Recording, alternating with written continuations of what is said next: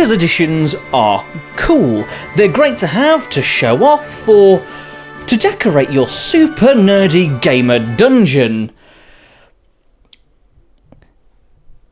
What? Over the years, the quality of special editions have varied greatly, either being one of the coolest things related to the game, or big steaming pile of shit. Companies have shown that they either know what they're doing, or they're accidentally falling into one of the three special edition pitfalls: excessive, exclusive, or expensive.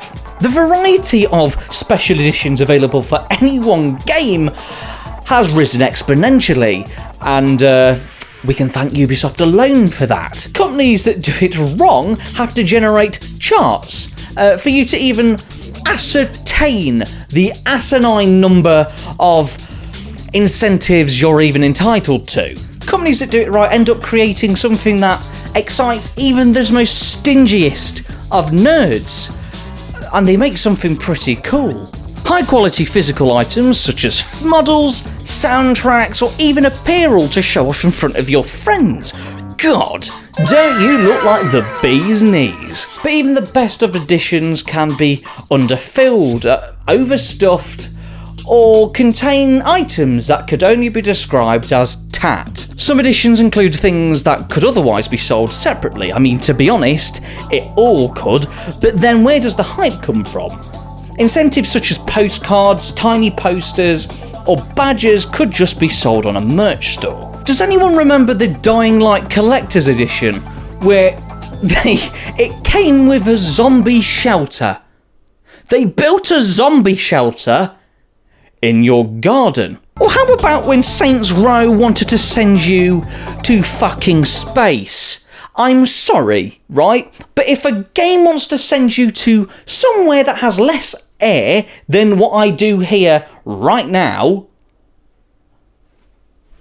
you've probably lost your bloody mind, mate. Again, a lot of the time, collector's editions contain little tat. Models, art books, soundtracks, plushies? Give me more. Tiny little piss coins? Tat. Until more recently, collector's editions hadn't adapted to a digital storefront. In fact, my original idea for this video months ago was about that fact, about how collector's editions haven't really integrated or merged with the digital storefront, meaning that you could possibly buy your digital copy of the game and then the physical incentives shipped to you later on. Or just a week before the game releases. I mean, how hype city would that be?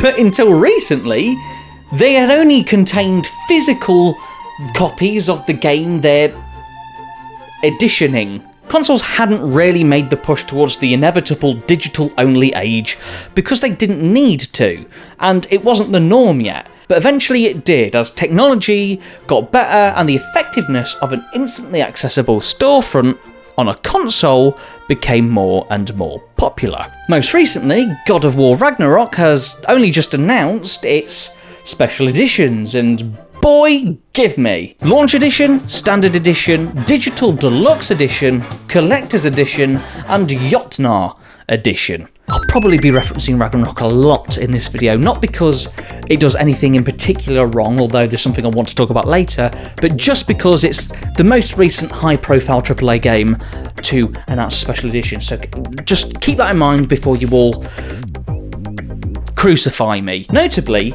3 of the 5 editions feature a digital-only copy of the game for both PS4 and PS5. Yes, you've heard that right. You've probably already realised the reason why this is a bit weird. Yeah, but that aside, considering the direction of the industry from a physical age to a more digital one, this makes sense. This is literally the direction the industry's going in. I mean, Steam's been doing it for years, especially given the fact that the discless PS5 is a thing now. Wrong, but a thing all the same. You are stuck with a digital copy if you want some of the goodies, and that's probably a massive turn-off for a lot of people, especially with Ubisoft giving everyone a good old goatsy recently. Unless you fully examine the aforementioned astronomer's guide to buying a Ubisoft game super carefully, like it's the Magna fucking Carta, you are possibly going to end up with an inferior version of the game with all the actual incentives that you wanted not included. And that's the gaming industry. Whenever there's something cool, it's usually covered in shit. However, in the case of digital-only games, people may start finding themselves having the opposite issue that we haven't really had before, not being able to choose which edition you want. The PlayStation Store and Microsoft Store have yet to implement a system where you can even purchase a collector's edition via the store, and the game attached to your account, ready to download and play, and have the physical items shipped to your address while you wait for the game, like we have already talked about. If you make a console that has two versions, a disc and a discless version, you should be supplying both digital and physical copies of your game in any of the editions. And I'll be honest, you should probably be supporting the developer studios in supplying that, considering it's not exactly fair on them to have to pay for it because you made two versions of the console. It should have been physical from the start. I mean, failing that, maybe the physical stuff in the collector's edition should just be part of a store of some sort. Speaking of, God of War Ragnarok features two collector's editions. Top collector's editions, right? None of that peasant stuff at the bottom. They both include a steelbook for your digital copy of the game. What? Wait, sorry.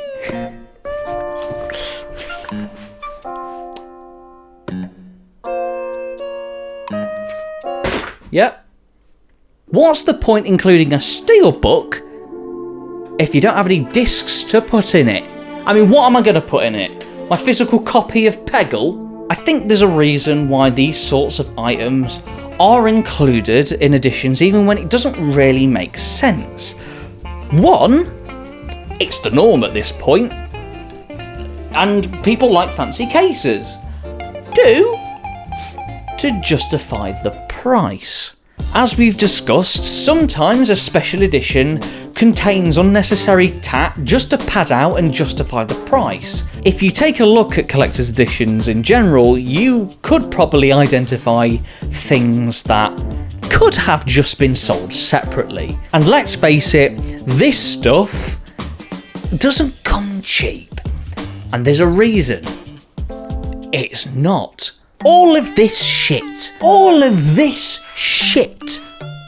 costs money to create. It also costs money to package and make look lovely. It's also there to hype the game. You don't have to buy any of this stuff. And that's the biggest argument against this whole video, is that you don't have to buy any of this stuff.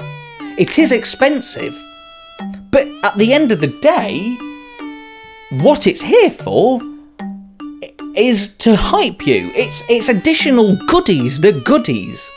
That's all they are. There are editions that aren't really worth it, and for the price that they need you to pay in order to recoup the cost of creating it and stuff like that, they need to add one or two little additional bits and bobs. For example, in God of War Ragnarok, collector's editions, I could consider the little statuettes and the dice as just throw-ins. I mean, in my eyes, as nice as they are, they give me poster vibes. I don't need a poster. Well, I mean, this room needs more posters, and that's off kilter, really. It's sort of this side. Look, there was something there, but that's not my point. Right? That's really not my point. Sometimes it's not because they're just throwing things in to justify the price. Sometimes it's what we said earlier about it being overfilled. And it's sort of hard to juggle, and you need a balance really, otherwise it's gonna come out looking a bit weird. Expensive collector's editions aren't accessible But let's face it, they're not really meant to be. Like we've touched on, they are optional, additional bits and bobs that you can enjoy the game with. It's a package of cool stuff that the developers want you to have because they're passionate about their game. At the end of the day, special editions are fun extras that you can buy if you want to. It's optional, and honest ones won't lock you out of parts of the game if you choose not to, although some of them are bound to try. They're there to help boost pre-orders and give you some cool stuff related to the game, and as long as the edition is balanced in these 3 areas, and it's actually worth it, that is a collector's edition I can get behind. And again, before I'm cursed, castrated and crucified, I mentioned Ragnarok here a lot because it's the most recent high-profile AAA game to have special editions. I'm not picking on it, I did point out something weird about it, but Ragnarok is just not a game that's doing anything particularly wrong. I mean, if you want to look at wrong, look at Dead Island Riptide. Ragnarok is a game I'm super hyped for. The collector's edition alone, I'm super hyped for. I'm gonna try and get the normal collector's edition, not the Jotnar one, although I'd like the vinyl, although I'm pretty sure you should just be able to buy the vinyl on sites like I Am 8-Bit. If you can't, that's a bit annoying. In the meantime, I'd love to hear your thoughts on the state of collector's editions. Like, what are your thoughts on them? Which one's your favourite? And which one do you think is the most pointless? If you enjoyed the video, please leave a like and remember to subscribe for more things games, games dev, and all things DarkDax. And don't forget to follow me on Twitch, where 99% of the time, I shit myself. It's gonna explode. As usual, none of this could be possible without the help of my generous patrons. Thank you so much for supporting me, guys. I really do appreciate it. If you would also like to directly support the channel and creation of content, head on over to patreon.com/DarkDax and pledge as much or as little or nothing at all. Either way, I'm glad you even watched. Now, if you excuse me, I'm gonna go enjoy. I'm going to go enjoy my my collector's edition of Catherine Full Body because it comes with a sheep, and I like sheep. Yeah. That's the reason I bought it. The sheep. I'll see you guys next time. Bye.